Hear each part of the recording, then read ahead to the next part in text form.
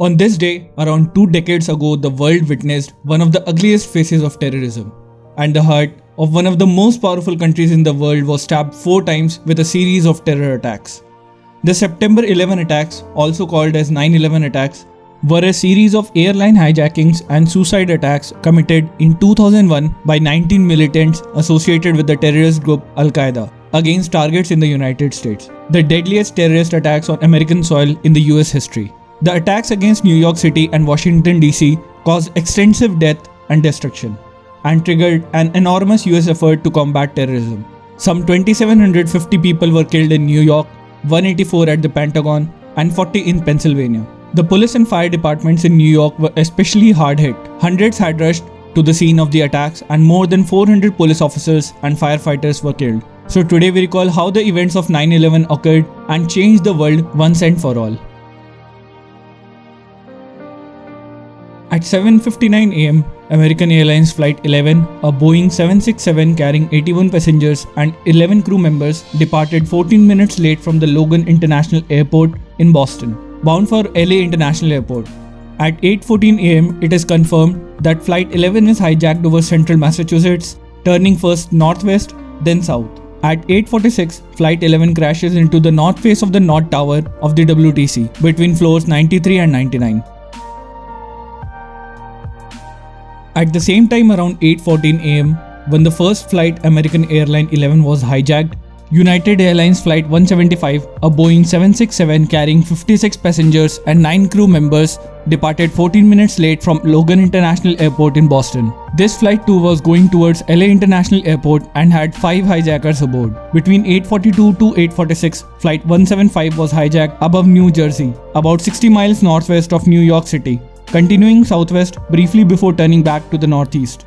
At 9:02, it crashed into the south face of the South Tower of the World Trade Center, between floors 77 and 85.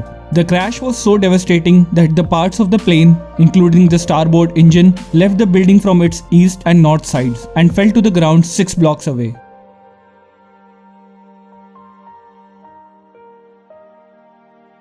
At 8:20 am, around 20 minutes after the departure of the first flight, American Airlines 11, American Airlines Flight 77, a Boeing 757 with 58 passengers and 6 crew members, departed 10 minutes late from Washington Dulles International Airport, heading for the LA International Airport with 5 hijackers aboard. At around 8:50, the flight was hijacked above southern Ohio, turning to the southeast, and at 9:37, it crashed into the western side of the Pentagon, starting a violent fire. At 8:42 am, a fourth flight, United Airlines Flight 93, a Boeing 757 with 37 passengers and 7 crew members, departed 42 minutes late from Newark International Airport, bound for San Francisco International Airport with 4 hijackers aboard. At 9:28, it was hijacked above northern Ohio, turning to the southeast. At 10:03, Flight 93 was crashed by its hijackers as a result of fighting in the cockpit, 80 miles southeast of Pittsburgh in Somerset County, Pennsylvania. Later reports indicated that passengers had learned about the WTC and Pentagon crashes and were resisting the hijackers. The 9/11 Commission believed that Flight 93's target was either the United States Capitol building or the White House in Washington, D.C. At 9:45 am, United States airspace was shut down. At 9:59 am, the South Tower of the World Trade Center collapsed, 56 minutes after the impact of Flight 175. At 10:28, the North Tower of the World Trade Center collapsed, 1 hour and 42 minutes after the impact of Flight 11. The Marriott Hotel, located at the base of the 2 towers, was also destroyed. At 10:50, 5 stories of the part of the Pentagon collapsed due to the fire. At 5:20 pm, 7 World Trade Center, a 47-story building, collapsed.